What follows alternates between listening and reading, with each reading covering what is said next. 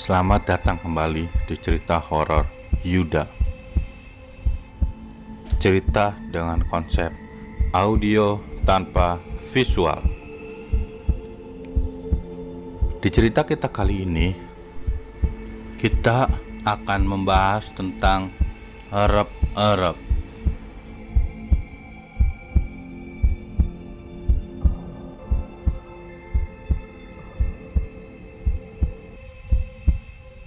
Saya akan menceritakan tentang erep-erep yang mungkin juga pernah dialamin banyak orang. Jadi saya pernah punya rumah di Kabupaten Tangerang yang konon katanya rumah itu angker. Pada saat itu saya masih remaja, saya sekolah. Jadi rumah itu bertingkat. Saya tinggal cuma dengan kedua orang tua saya dan saya sendiri. Saya merupakan anak tunggal.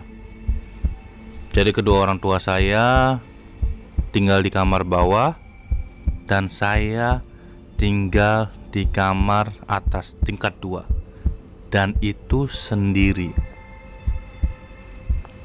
Nah, di kesendirian itu saya sering sekali mendapati fenomena erep-erep.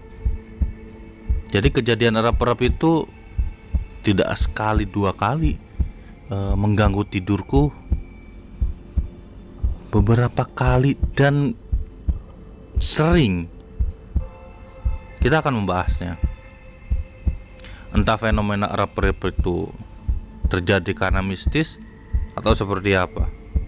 Tapi saya akan bercerita tentang pengalaman saya. Seperti apa sih erep-erep itu? Jadi di satu malam saya pulang sekitar jam setengah 1 malam. Saya pulang ke rumah, suasana sangat sepi dan sedikit gerimis.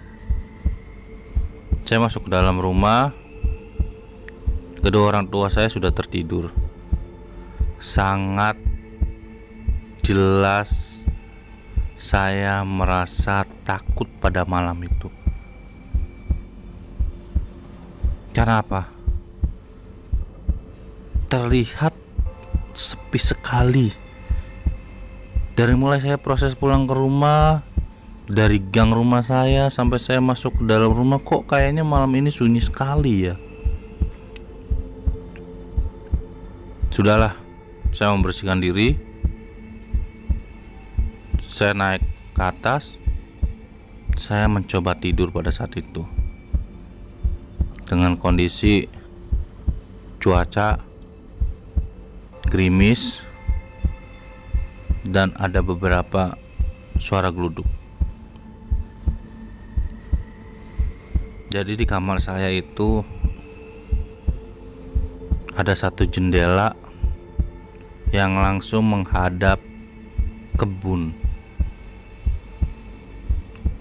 Dari beberapa pengakuan teman saya, di antara pintu kamar saya yang terhubung dengan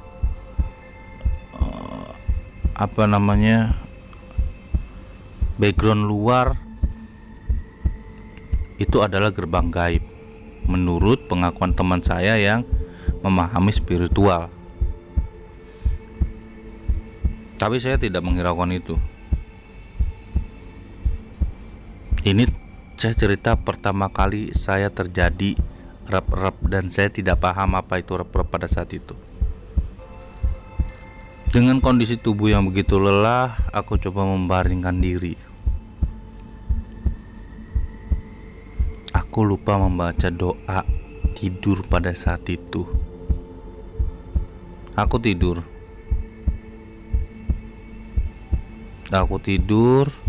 Tidurku menyimpang menghadap ke kanan.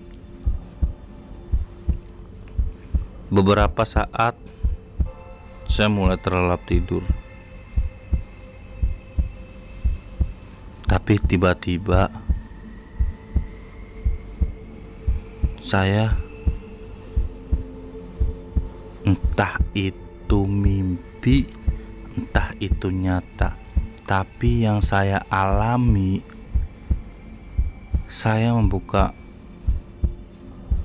mata tapi tidak bisa terlalu lebar, dan badan saya tidak bisa digerakkan, seperti ada sosok yang menahan dari belakang punggung saya. Saya nggak ngerti pada saat itu apa ini. Saya bingung, saya panik, saya takut.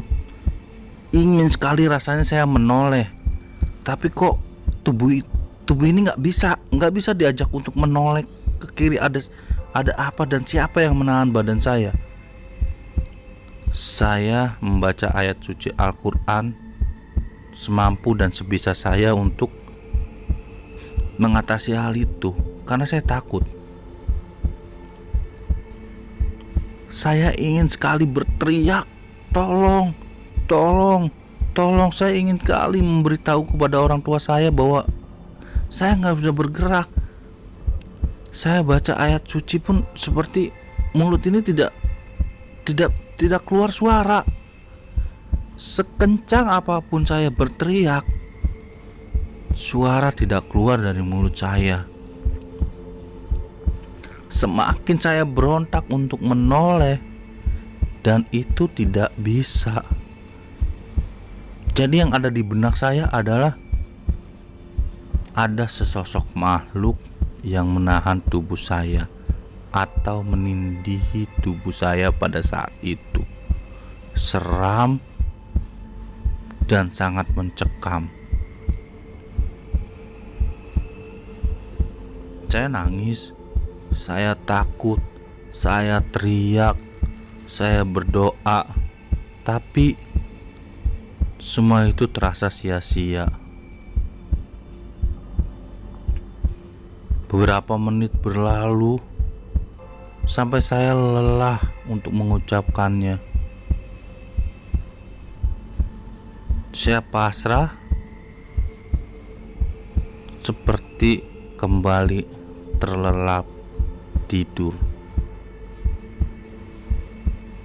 Tapi seketika saya terbangun kembali, dan dengan kondisi yang sudah normal. Saya langsung melihat situasi, saya ketakutan. Saya langsung lari ke kamar kedua orang tua saya dan membangunkan mereka. Tolong, tolong. Kedua orang tua saya pun bangun dan bertanya, ada apa? Saya mengalami kejadian aneh, Mah. Mama gak dengar dari tadi saya minta tolong di atas. Saya seperti ditindihin, tidak bisa bergerak. Dada saya sesak. Orang tua saya pun menjawab, tidak, Mama dan Papa tidak mendengar kamu berteriak minta tolong. Itu kejadian pertama saya terkena rap-rap. Mungkin teman-teman di sini juga ada yang mengalami hal-hal seperti itu. Ya sudah, saya ambil positif. Mungkin saya tidak berdoa sebelum tidur. Tapi kejadian itu berulang dan berulang-ulang kali. Sampai saya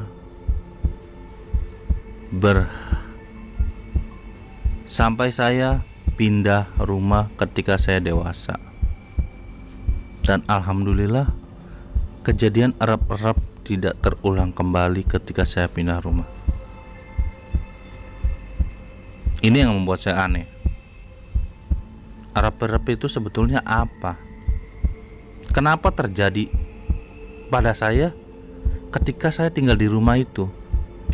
Tapi ketika saya di luar, saya tidak pernah mengalami erap-erap lagi. Apakah ini mistis yang ada di rumah itu, atau ada penjelasan ilmiah lainnya? Saya tidak mengerti sampai saat ini. Nah, Di sini saya coba mencari beberapa artikel tentang kejadian erap-erap itu.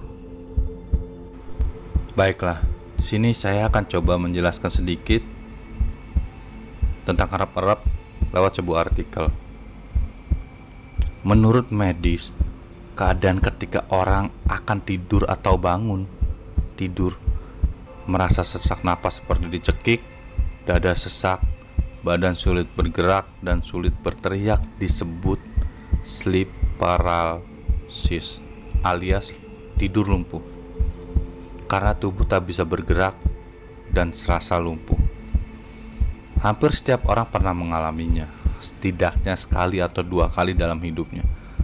Sleep paralysis bisa terjadi pada siapa saja, lelaki atau perempuan, dan usia rata-rata orang pertama kali mengalami gangguan tidur adalah umur 14-17 tahun. Sleep paralysis alias tindihan ini memang bisa berlangsung dalam hitungan detik hingga menit. Yang menarik, saat tindihan terjadi kita sering mengalami halusinasi seperti melihat sosok bayangan hitam di sekitar tempat tidur atau ada sosok makhluk yang menindihin kita. Tak heran, fenomena ini pun sering dikaitkan dengan hal mistis. Di dunia barat, fenomena tindihan sering disebut mimpi buruk, inkubus, atau old hag, berdasarkan bentuk bayangan yang muncul. Ada juga yang merasa melihat agen rahasia asing atau alien. Sementara di beberapa lukisan abad pertengahan, tindihan digambarkan dengan sosok roh jahat menduduki dada seseorang, perempuan atau laki-laki, hingga ia ketakutan dan sulit bernafas. Kurang tidur. Menurut Al Saini, peneliti dari Universitas Waterloo, Kanada, sleep paralysis adalah sejenis halusinasi karena adanya malfungsi tidur di tahap rapid eye movement (REM). Sebagai pengetahuan, berdasarkan gelombang otak, tidur terbagi dalam 4 tahapan. Tahapan itu adalah tahapan tidur paling ringan, kita masih setengah sadar, tahap tidur yang lebih dalam, tidur paling dalam, dan tahap REM yang saya sebut tadi, rapid eye movement. Pada tahap inilah mimpi terjadi. Saat kondisi tubuh terlalu lelah atau kurang tidur, gelombang otak tidak mengikuti tahapan tidur yang seharusnya. Jadi, dari keadaan sadar saat hendak tidur ke tahap tidur paling ringan, lalu langsung melompat ke mimpi. Ketika otak mendadak terbangun dari tahap REM, tapi tubuh belum. Disinilah sleep paralysis terjadi. Kita merasa sangat sadar, tapi tubuh tak bisa bergerak. Ditambah lagi adanya halusinasi, muncul sosok yang mengganggu, yang sebenarnya ini merupakan ciri khas dari mimpi. Selain itu, sleep paralysis juga bisa disebabkan sesuatu yang tidak dapat dikontrol. Akibatnya muncul stres dan terbawa ke dalam mimpi. Lingkungan kerja pun ikut berpengaruh. Misalnya ada kerjaan dalam shift sehingga kekurangan tidur atau memiliki pola tidur yang tidak teratur. Nah teman-teman, jangan anggap remeh. Meski biasa terjadi, gangguan tidur ini patut diwaspadai. Pasalnya, sleep paralysis ini bisa juga merupakan pertanda narkolepsis, serangan tidur mendadak tanpa tanda-tanda mengantuk, sleep apnea, mendengkur, kecemasan atau depresi. Nah, jika Anda sering mengalami gangguan tidur seperti ini, sebaiknya buat catatan mengenai pola tidur selama beberapa minggu. Ini akan membantu Anda mengetahui penyebabnya, lalu atasi dengan menghindari pemicu. Bila tindihan diakibatkan terlalu lelah, coba lebih banyak beristirahat. Kurang tidur pun tidak boleh dianggap remeh. Jika sudah menimbulkan sleep paralysis, kondisi berarti sudah berat. Segera evaluasi diri dan cukupi kebutuhan tidur. Usahakan tidur 8-10 jam pada jam yang sama setiap malamnya. Terima kasih. Semoga cerita saya kali ini bermanfaat buat teman-teman. Kalian berada di cerita horor Yuda. Sampai ketemu kembali di cerita saya berikutnya. Assalamualaikum warahmatullahi wabarakatuh.